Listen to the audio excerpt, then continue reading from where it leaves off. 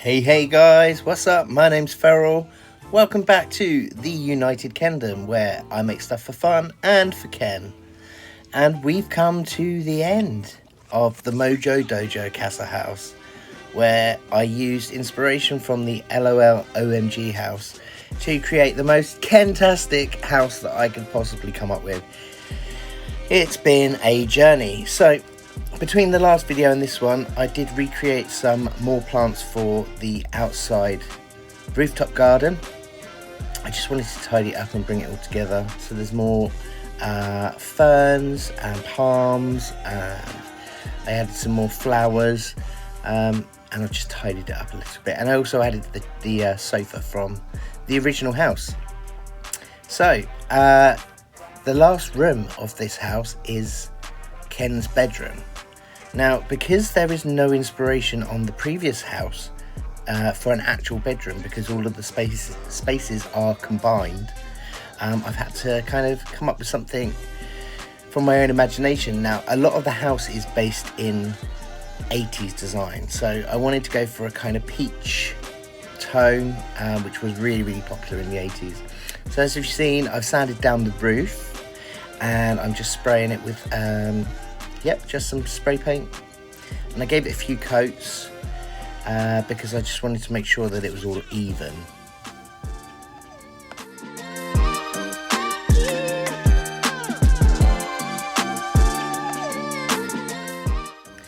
Now, it felt a little bit boring, seeing as so many of the other rooms have so much going on. So I wanted Ken to have something nice to look at before he fell asleep. So I'm just using a tiny dispenser for paint or glue, just to drop some dots down. And as you can see, these are these tiny sequins, and I just put them all across the ceiling. There's a couple of different shades. There are some pinks, peaches, silver, that all tie in with the colours for the walls. I did actually put the wallpaper on away from the camera.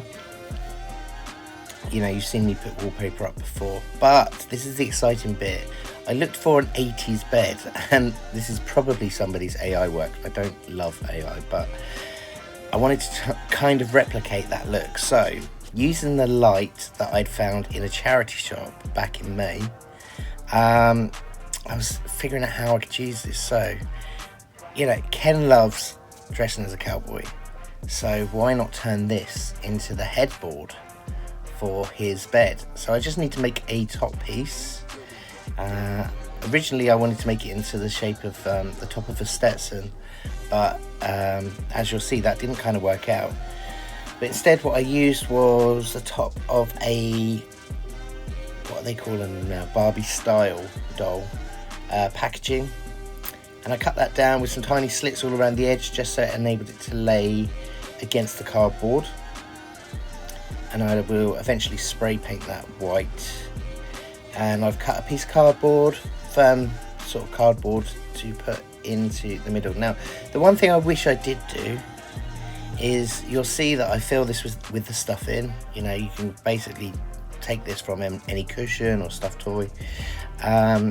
You can also buy it readily available, but and just to pad it out. But I wish that when I put the material on, that I had the courage to create the buttons in between. You know how you kind of get these sofas and beds that have the, I can't even remember what the actual term is, but you know, you've got the studs in the middle. Anyway, so the length of my Ken is around 11.5 to 12 inches. So and I also made sure that I checked the depth of the room as well. So I've actually got it just exactly to the depth of the room. So that was the height, and then the width. I wanted to make sure that it sat in between the shape of the cowboy hat headboard. So I measured both ends, and I put the thicker foam at the back there. This is just polystyrene that I've recycled from packaging. It's nothing special. But I want to be able to create curved edges, because that's what seemed really popular with these very stylized beds. As you can see, I've done that, and then I'm going in with some wall filler. I think in America you guys call this caulking. I don't know if it's the same stuff or not. But anyway, I wanted to try and get it as smooth as possible. It didn't turn out as tidy as I would like. I mean, I did go over it with a sander, but oh, and in the process, I found a reason to be able to use the child's pajamas to be able to make his mattress. And this is the first look at the headboard. Like I say, I wish I'd done the studs in between. Yeah, so in relation to the bed, you don't really see a lot of the bed. I wanted to try and make it look like marble, and it didn't come out as I would have liked, so I just covered the whole thing in bedding. But that's okay, you know, lesson learned. So here's a first look at the wallpaper. I like it. You know, it's nothing incredible. I did actually fill this in with sealant, bathroom sealant, and I clamped it down.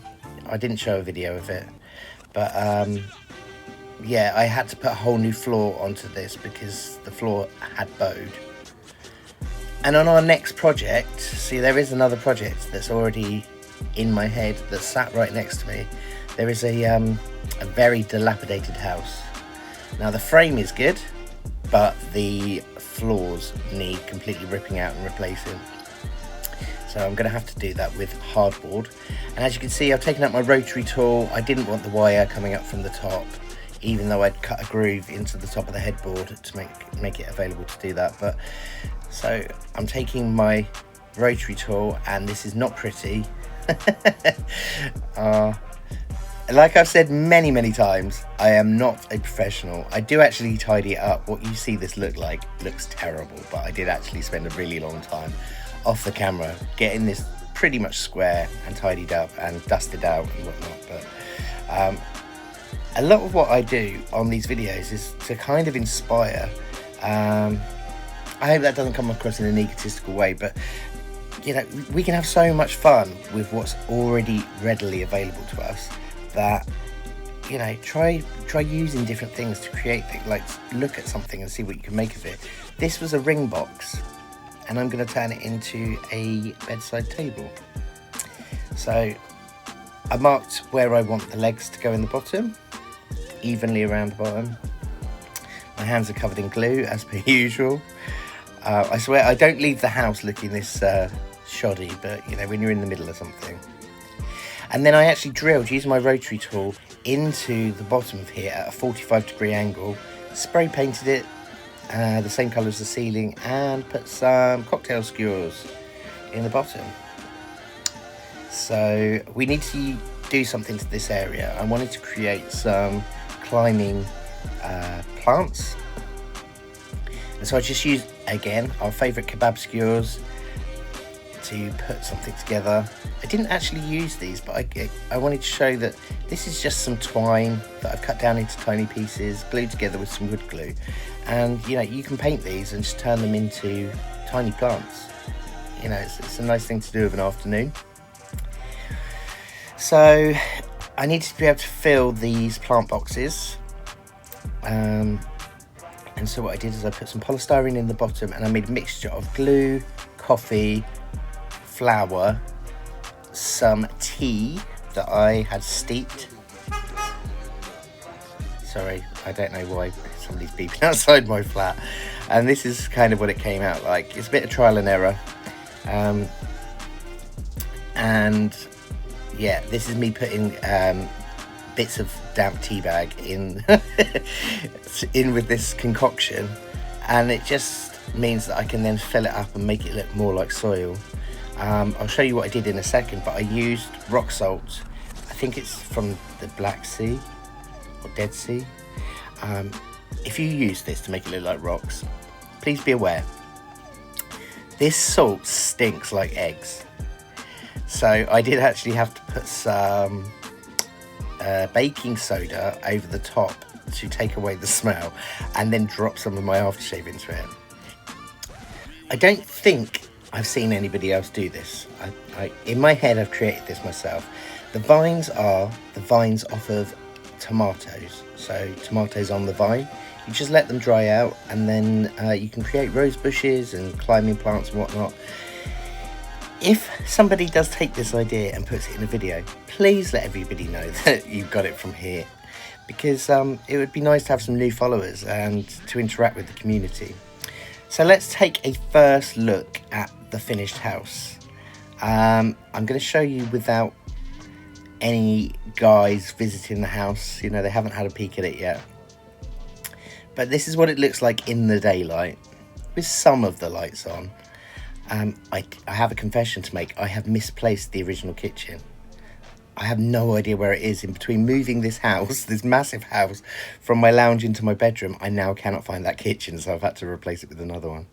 But I have learned so much during this process, and here is the grand finale.